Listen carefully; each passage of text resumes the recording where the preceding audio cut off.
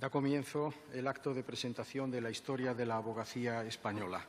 Sean todos bienvenidos a la Real Academia Española, que se honra en acoger este importante acto de presentación pública de una obra muy importante para la cultura española y para la sociedad española. Tengo ante todo que disculpar la inasistencia del presidente del Tribunal Supremo y del Consejo del Poder Judicial, que en último momento ha tenido que atender a otras urgencias y, por lo tanto, no nos acompañará. En primer lugar, me complace dar el uso de la palabra a don Javier Moscoso, presidente del Consejo Editorial de Aranzadi.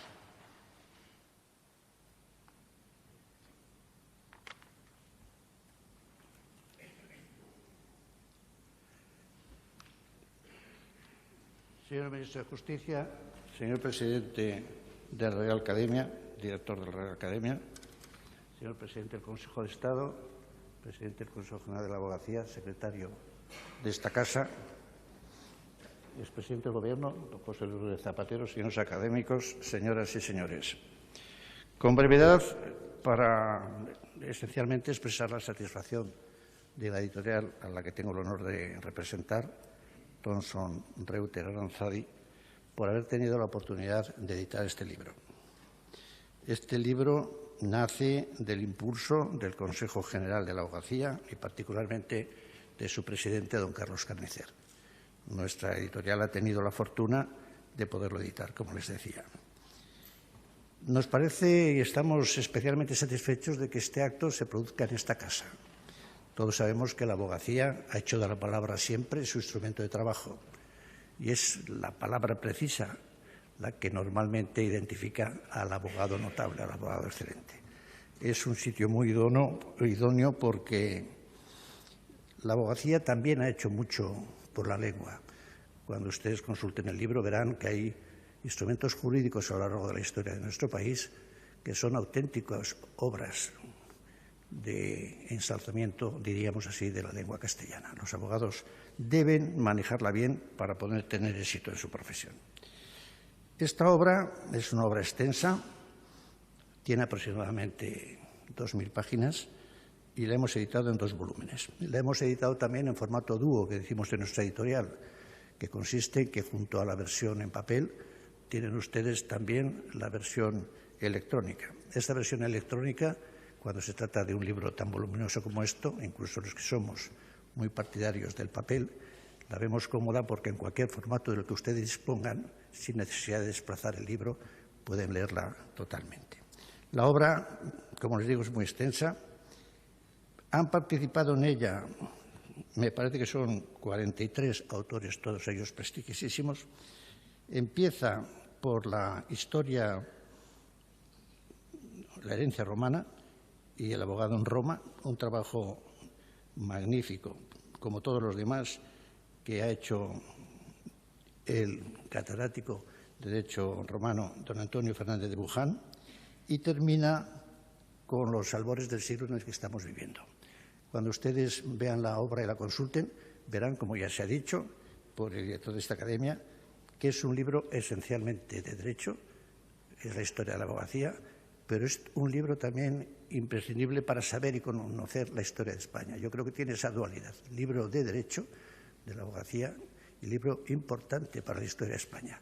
Conforme se va acercando el relato de esta magnífica obra, estos trabajos de estos 43 insignes juristas, verán ustedes que va cada vez produciéndose una conexión mayor entre lo que es la abogacía y la historia social y política de nuestro país.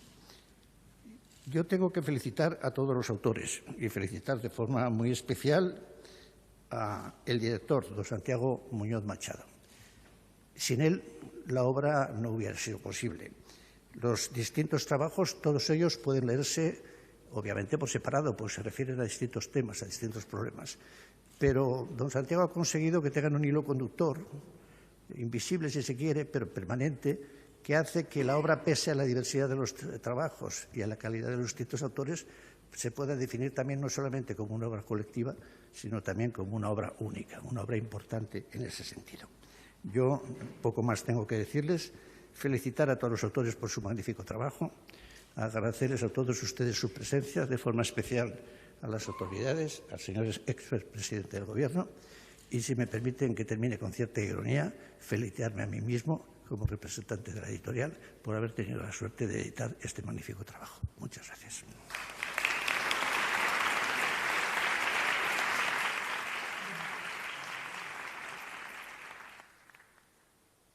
Tiene la palabra don Santiago Muñoz Machado, secretario de la Real Academia Española y director de la obra que hoy presentamos. Excelentísimo señor director de la Real Academia Española, excelentísimo señor ministro de Justicia, excelentísimo señor presidente del Consejo de Estado, excelentísimo señor presidente del Consejo General de la Abogacía, excelentísimo señor presidente del Gobierno, excelentísimos señores académicos y autoridades, señoras y señores. Si alguien se preguntara por las razones que han llevado a que una obra sobre abogados, para cuya preparación ha sido fundamental el impulso y apoyo del Consejo General, que recale esa obra en este magnífico salón en el que tienen lugar las grandes celebraciones de la Casa de la Palabra, le bastará para comprenderlo con levantar la vista hasta las vidrieras situadas en los laterales del testero que tengo a mi espalda. Una está dedicada a la poesía, la otra a la elocuencia, las dos formas mayores de aplicación de la palabra oral o escrita, de cuyo esplendor cuida esta corporación. Poesía es la manifestación de la belleza o del sentimiento estético por medio de la palabra en verso o en prosa, dice el diccionario. Añádase, si se quiere, como propone el académico y poeta Carlos Monsoño en su teoría de la expresión poética, la capacidad de producir placer estético. Elocuencia, dice el diccionario, es facultad de hablar o escribir de modo eficaz para deleitar, conmover o persuadir, o también eficacia para persuadir o conmover que tienen las palabras, los gestos o ademanes y cualquier otra acción o cosa capaz de dar a entender algo con viveza. El origen de la profesión de abogado está en la elocuencia. Los primeros defensores de los ciudadanos fueron ciudadanos sobresalientes por su capacidad para persuadir o conmover mediante la palabra. En el derecho romano antiguo, el primer atisbo de abogacía se presenta en la figura del patronus causae, que actuaba en los juicios por mera benevolencia y sin remuneración por sus servicios. Eran individuos cuya intervención se solicitaba por razón de su prestigio o influencia. Esta capacidad para la persuasión, referida al principio a la trayectoria personal del patronus, fue cediendo sitio poco a poco a individuos que dominaban la retórica. Los patronos son sustituidos por los oradores forenses, que protagonizaban la actividad de los foros por su elocuencia desde el final de la República a los primeros años del Principado. Ruggiero explicó solventemente este cambio que protagonizaron personajes como Cicerón, Quintiliano, Tácito, los dos Plinios, Valerio Máximo o Séneca Padre. Cicerón fue, sin duda, el más grande, no solo por el dominio práctico de la oratoria y su aplicación a causas celebérrimas, sino porque escribió obras sobre la figura del orador romano y las manifestaciones de su arte, cuya influencia se ha mantenido durante siglos. El orador, diálogos del orador, Bruto o de los ilustres oradores, de la invención retórica, retórica herennio, tópicos, particiones oratorias y del mejor género de los oradores, son los títulos de sus 8 piezas más relevantes que abrieron también el camino a aportaciones muy destacadas de sus discípulos, como las instituciones oratorias de Quintiliano o el diálogo sobre los oradores de Tácito. Al principio fue, por tanto, la palabra, y no hubo distinción entre el abogado y el orador, el personaje elocuente. A este arte imprescindible y suficiente se fue añadiendo poco a poco, a medida que el derecho aplicable se iba haciendo más complejo, la utilización de conocimientos especializados de los que el orador no necesitaba disponer personalmente y que podía obtener recabando la ayuda de un juris peritus. Aunque esta separación se mantuvo en muchas circunstancias y durante un tiempo difícil de delimitar, acabó cediendo a favor de una fusión del orator y el jurisconsultus, de la que resultó un profesional que empezó a ser identificado con el nombre de advocatus. En el edicto perpetuo, redactado por el jurista Salvio Juliano, Quedaron expuestas las salvedades para ejercer de abogado que pasarían siglos después a las primeras regulaciones castellanas de la abogacía. La medievalización del derecho, que sigue al hundimiento político del imperio, inutilizó también la figura poderosa del abogado, que había terminado de perfilarse en la época del Principado. El gran sistema jurídico romano es sustituido por costumbres locales, cuya aplicación e interpretación no requieren el concurso de profesionales. Las costumbres son normas creadas por la comunidad local, cuyo sentido comprenden sus miembros sin necesidad de expertos.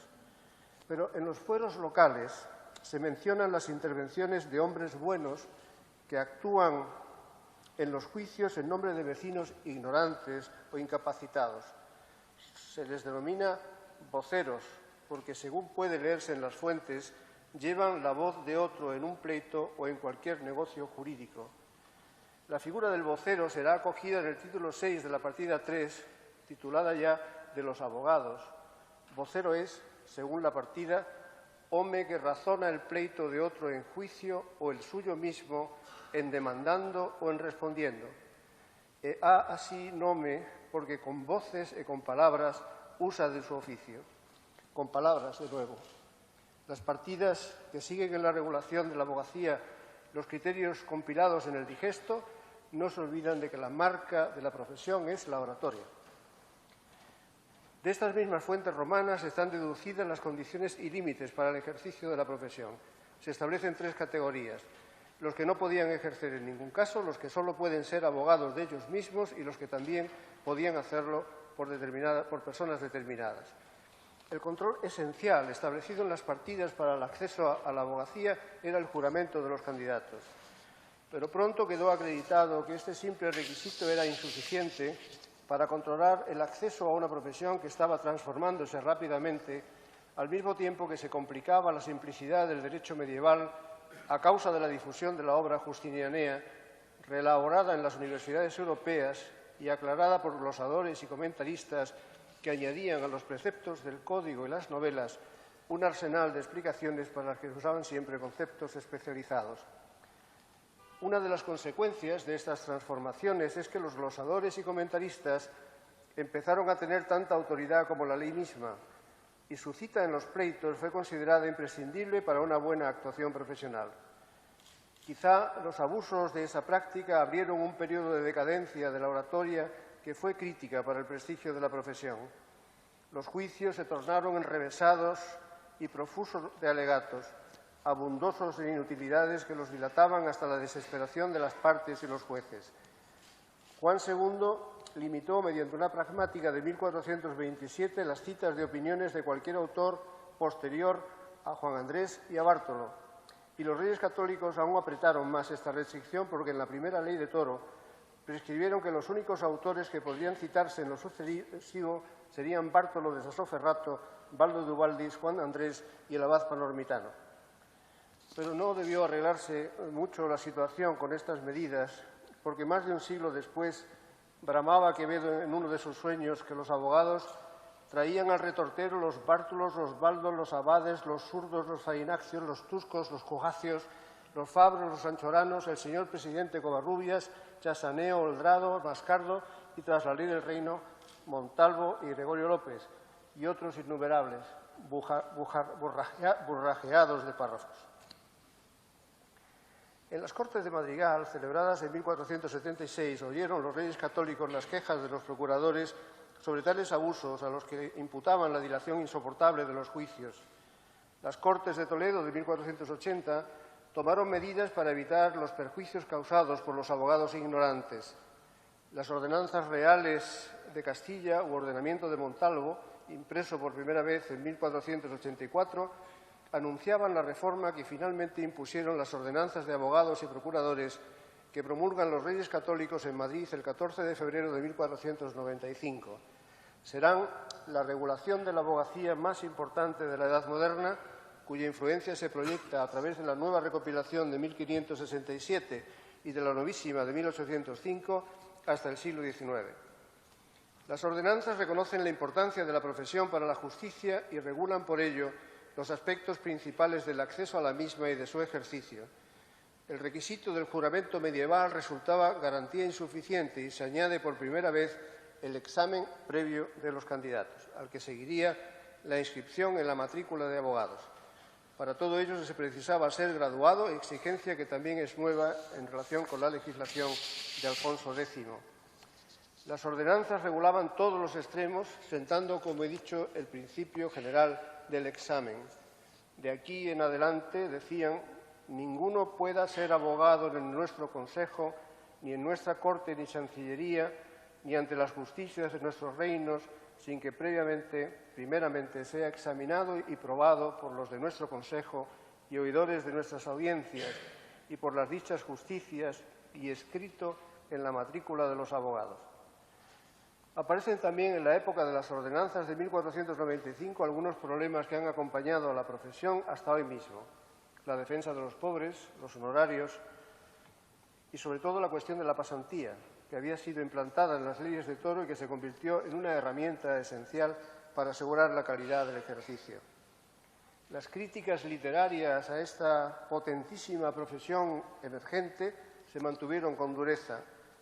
Muchas de ellas estarían apoyadas en las seguras envidias que empezaría a suscitar el prestigio de clase influyente de los letrados, como es tan propio de la manera de ser de los españoles, pero otras, fundadas en la experiencia de quienes las formulan, me parecen muy atendibles. Por ejemplo, las que figuran en la política para corregidores y señores de vasallos de Castillo de Bobadilla, el mejor libro de derecho público de nuestro siglo XVII, aunque publicado cuando se acababa el XVI, en el que explica las nefastas prácticas abogaciles que había conocido mientras ejerció como corregidor y fiscal.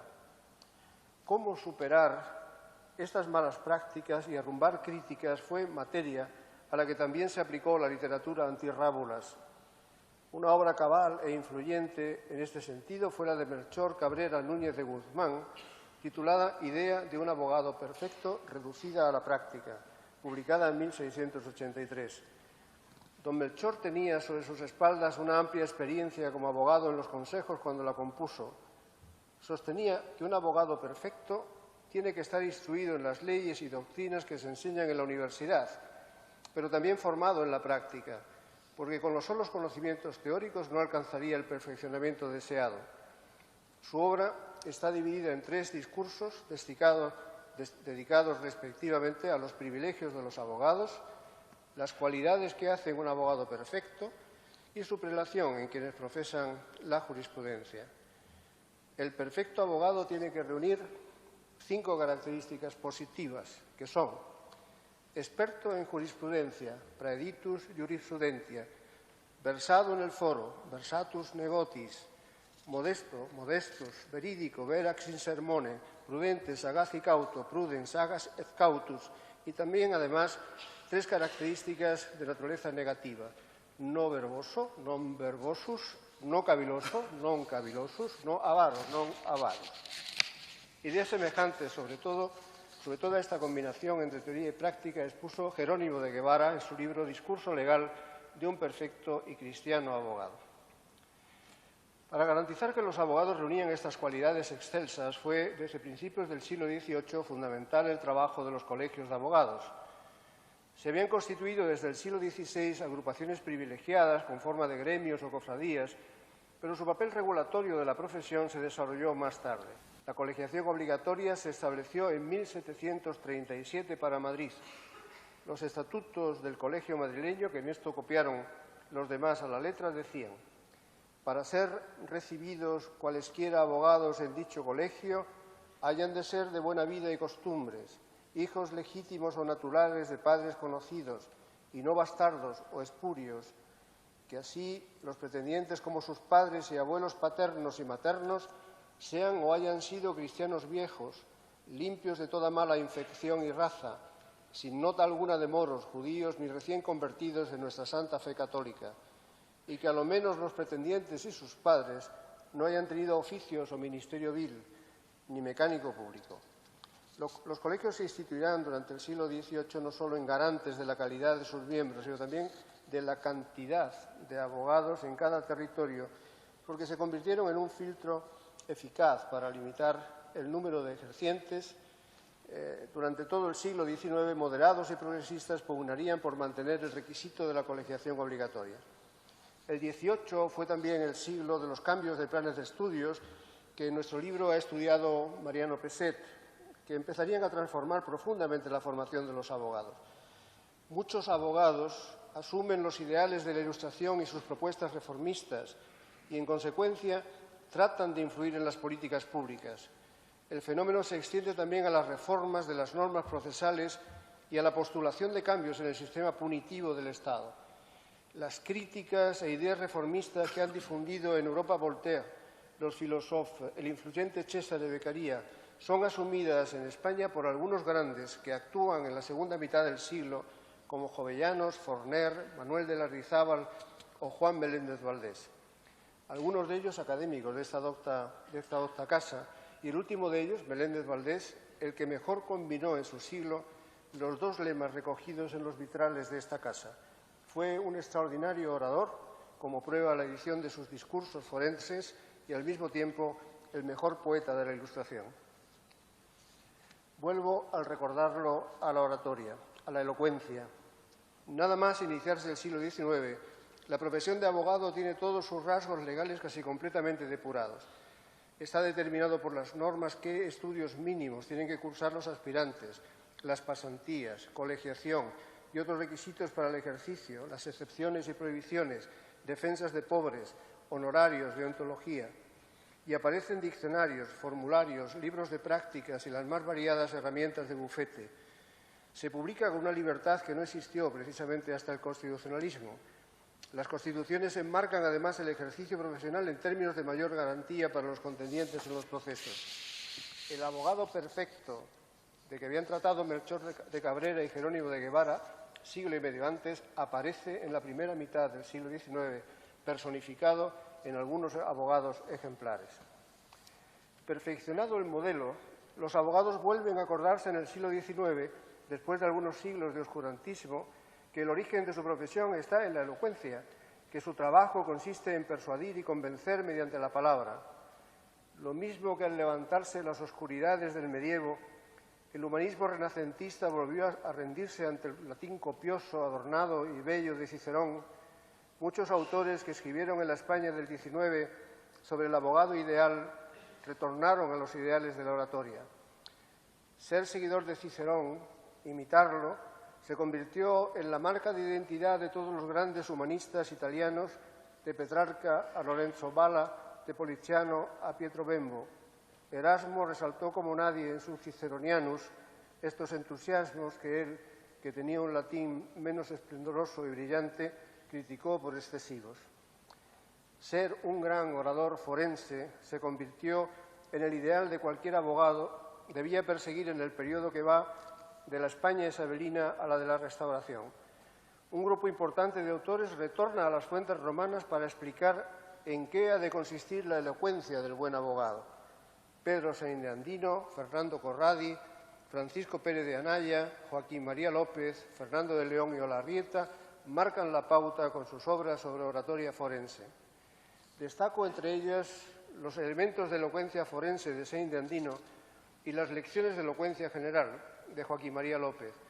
Contienen las guías para la formación de lo que Pasquale Beneduce ha llamado il corpo elocuente, o la profesión elocuente, como ha preferido decir Carlos Petit. Se codifica en ellos el arte oratorio, se ensalzan como la primera de las artes humanas. Grande es, señores, o por mejor decir, inmenso el poder de la elocuencia, dice Joaquín María López. Ella se dirige a la razón para persuadirla, al corazón para moverlo y a la imaginación para exaltarla. Y continúa. El buen orden en el uso de las palabras es la base de la civilización y es el signo característico que distingue las tribus salvajes de las naciones cultas. Ni habrían podido formarse instituciones sociales, ni discutirse y establecerse leyes justas y convenientes, ni cimentarse y ejercerse la acción y el poder del gobierno, ni inspirarse y propagarse las máximas religiosas y morales, ni enseñarse las ciencias y utilizarse los progresos del entendimiento humano sin que se adoptasen y reconociesen reglas en el ejercicio de la palabra. Afirma incluso que la degeneración de la oratoria clásica fue la causa de la perdición de Roma. A partir de la recuperación de la elocuencia como marca de identidad, las demás cuestiones que afectan a la profesión y al ejercicio de la abogacía son recurrentes a lo largo de los 2 siglos de constitucionalismo. Están contados minuciosamente en el libro sobre historia de la abogacía que presentamos, que pese a tratar de cuestiones tan obviamente importantes para el derecho y la sociedad, es el primero de su clase que se compone en España y que cuenta con pocos o ningún antecedente equiparable en Europa. He tomado la palabra para introducirlo y estimularles a leerlo y tengo que callar ahora para mantener intactas todas las expectativas. Les aseguro que es un libro nada común y extraordinariamente enriquecedor. Recorre la historia de la abogacía desde Roma a la actualidad, analizando incluso los retos que propone la europeización y globalización de la profesión. Prima, en el conjunto, quizá, el papel del abogado como aplicador del derecho y auxiliador de la justicia, pero también hemos querido destacar al abogado como personaje en las diferentes etapas históricas que se consideran. Su influencia política, la presencia social del abogado, la idea y valoración que tienen de él las comunidades en las que desarrolla su actividad, las visiones de la abogacía y sus practicantes reflejadas en la literatura de cada etapa, la forma en que los abogados se asocian y organizan en cofradías y corporaciones profesionales, la formación requerida para el ejercicio, la evolución de los planes de estudios. Nos ha interesado saber lo que sabían los abogados cuando afrontaban un pleito y cuáles eran sus libros y las herramientas de despacho que tenían habitualmente a la mano. Antes de terminar, tengo que agradecer de nuevo, como he hecho ya en el prólogo, a los más de 40 autores que han acometido conmigo esta empresa por el rigor y calidad de sus trabajos, que han concluido en una obra de referencia de la que se pueden sentir legítimamente orgullosos. Al Consejo General de la Abogacía Española, representado aquí por su presidente, don Carlos Carnicer, por haber tenido la iniciativa y la ilusión de que se hiciera este libro, patrocinar su edición y, desde luego, no en último lugar, por haber confiado en mí para dirigirlo. A la Academia, director, por acoger la presentación de nuestra obra, y a todos ustedes, autoridades, académicos, señoras y señores, por su presencia en este acto y por la atención que me han prestado.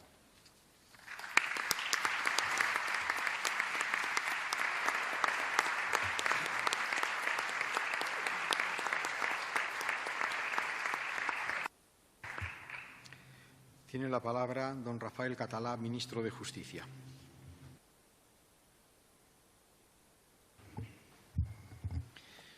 Señor director de la Real Academia, señor presidente del Gobierno, señor presidente del Consejo de Estado, señor presidente del Consejo General de la Abogacía, señor secretario de la Real Academia y director de la obra, señor presidente del Consejo Editorial de Thomson & Zadie, consejeros de Estado, académicos, autoridades.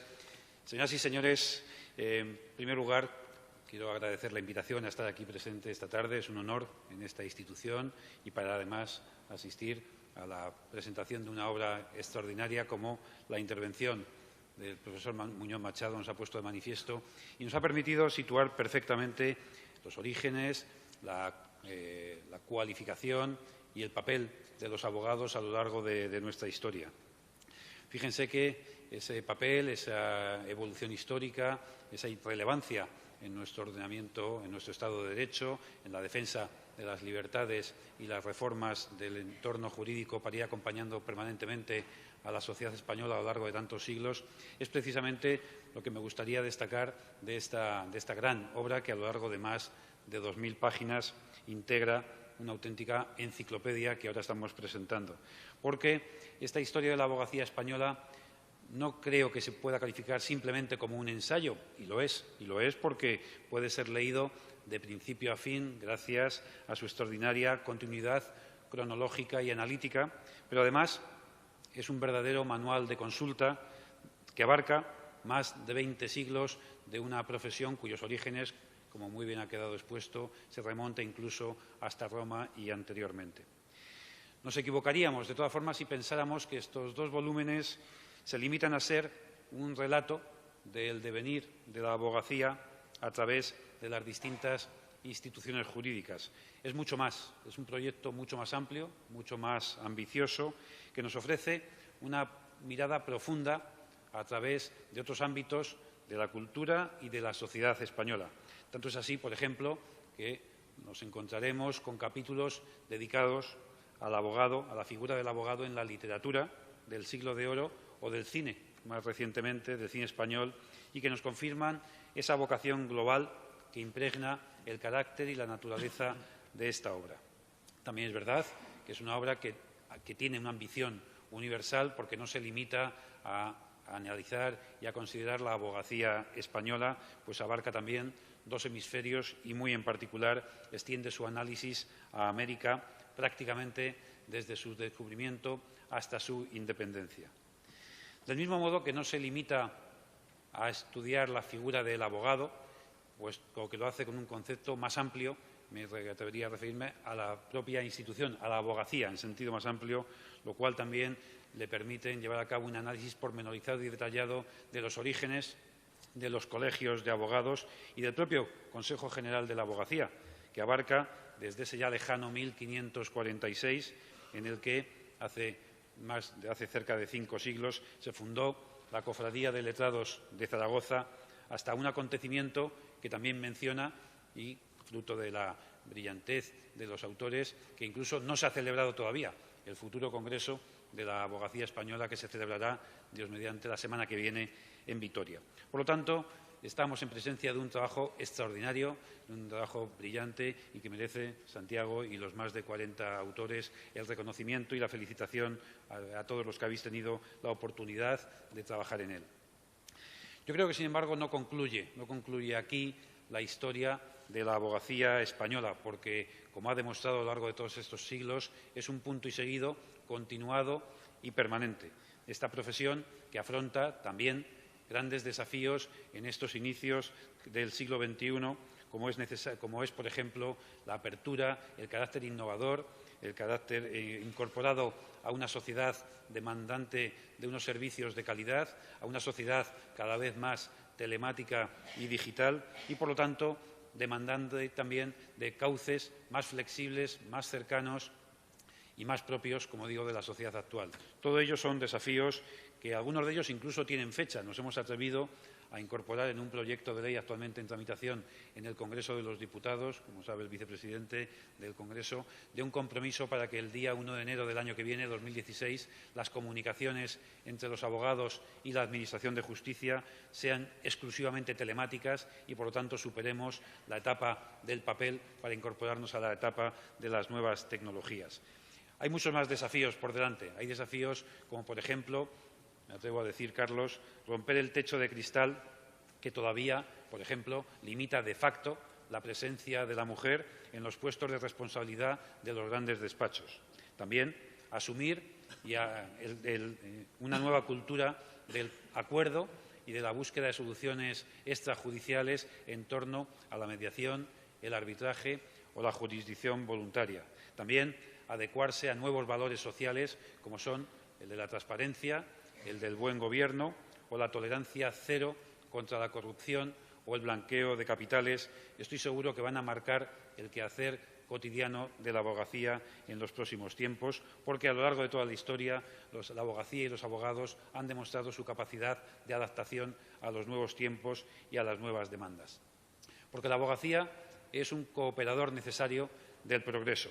De hecho, la razón de ser de la abogacía es la ley y la justicia, y que esa ley y esa justicia no sean remotas realidades para el ciudadano, sino aliados cercanos y comprensibles que les ayuden a desarrollar una vida mejor, una vida en un Estado de Derecho.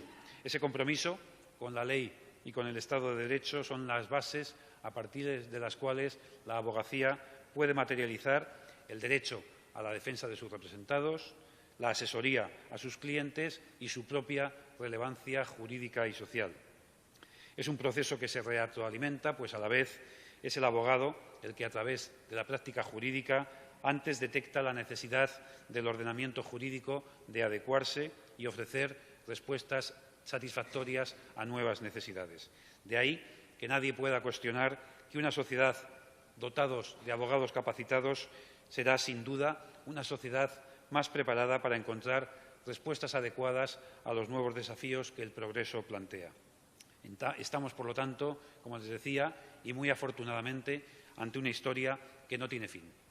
Termino mi intervención recurriendo a una frase que ya utilizó el que fue durante muchos años decano del Colegio de Madrid, nuestro querido Luis Martí Mingarro, cuando puso fin a su discurso de ingreso en la Academia de Jurisprudencia y Legislación y que dio lugar a una obra que en alguna medida podría ser tomada como un antecedente de la que hoy se presenta, El abogado en la historia. Me refiero a esa cita conocida por todos de Voltaire, en la que confiesa: yo hubiese querido ser abogado, pues sin duda es la más bella profesión del mundo. Muchas gracias.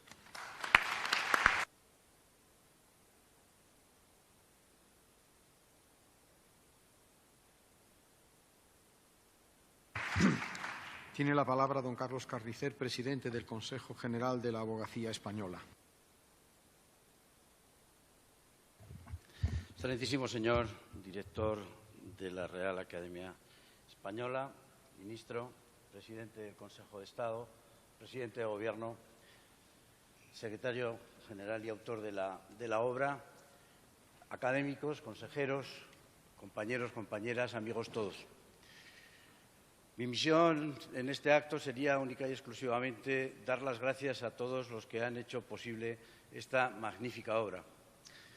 Gracias, desde luego, a los autores, gracias al coordinador, gracias a Aranzadi, al presidente Javier Moscoso, por haber financiado la edición y haberla editado, y gracias, en definitiva, a todos los que tengan relación directa o indirecta con la obra. Es cierto, como decía el ministro, que la abogacía está cambiando. Se ha dicho en muchas ocasiones que somos la generación privilegiada en ver el paso del cambio de ciclo de la sociedad y especialmente en nuestra profesión de abogado. Realmente eso es posible, pero la abogacía hasta ahora no ha estado parada, sino que se ha pegado al cambio, como es su obligación, con una dedicación especial hacia la persona, con una identificación con todos los problemas de la sociedad, todos aquellos que han sido puestos al alcance de la solución de los abogados. Conocemos bien que a partir del año 1978, de la Constitución, la abogacía comienza a cambiar, creando inicialmente y fortificando las instalaciones y los medios materiales que dedica a garantizar el ejercicio profesional, creando servicios jurídicos sociales que hoy son admirados en todo el mundo y que se refieren siempre a la asistencia a los más débiles. Las asistencias a mujeres agredidas, hoy violencia de género, a los menores, a los inmigrantes, a los discapacitados. Esa es la primera atención que la abogacía dispensa hoy a la sociedad en la que convive. Y es cierto que a partir de este momento tendremos que pegarnos todavía más al uso de las nuevas tecnologías, porque sin ninguna duda van a tener ventajas aquellos que manejen hábilmente y rápidamente las nuevas tecnologías de la información y de la comunicación.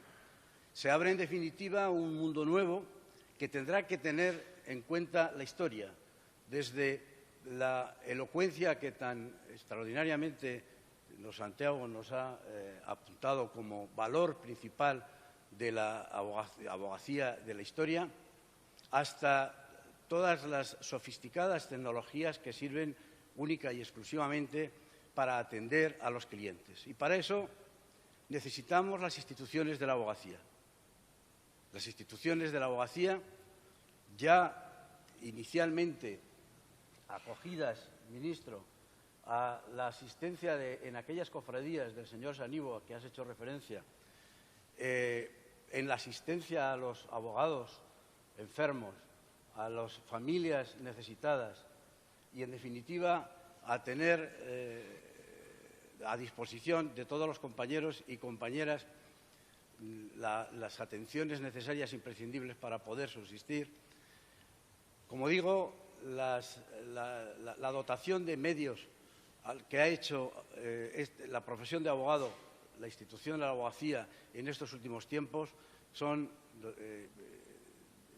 instalaciones realmente costosas, pero hay que decirlo, muy adecuadas a lo que tiene que ser hoy la función del abogado. Funciones que a veces se califican de extraordinarias por la propia jurisprudencia. Quiero recordar aquella instrucción del fiscal general del Estado, creo que recordar la 4/2008, que decía que la actuación del abogado en el proceso es una actuación sagrada.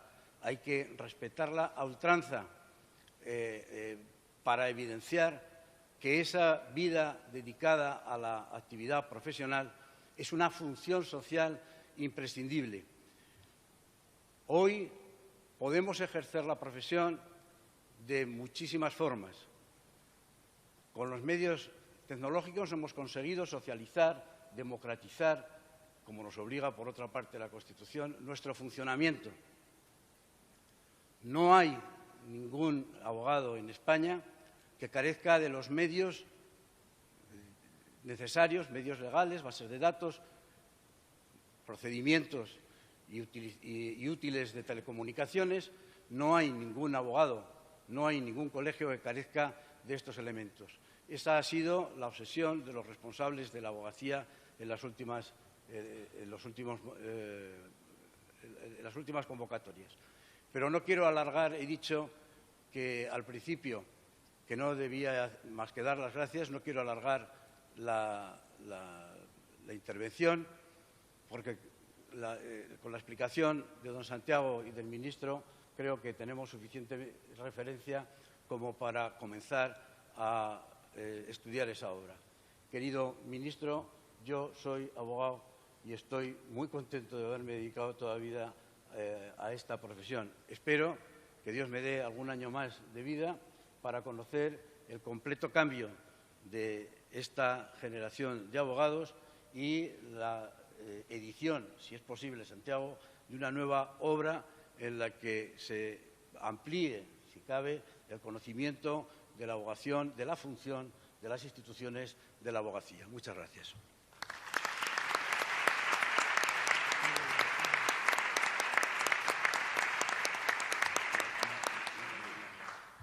Muchas gracias, señoras y señores, por su atención y asistencia. Se levanta la sesión.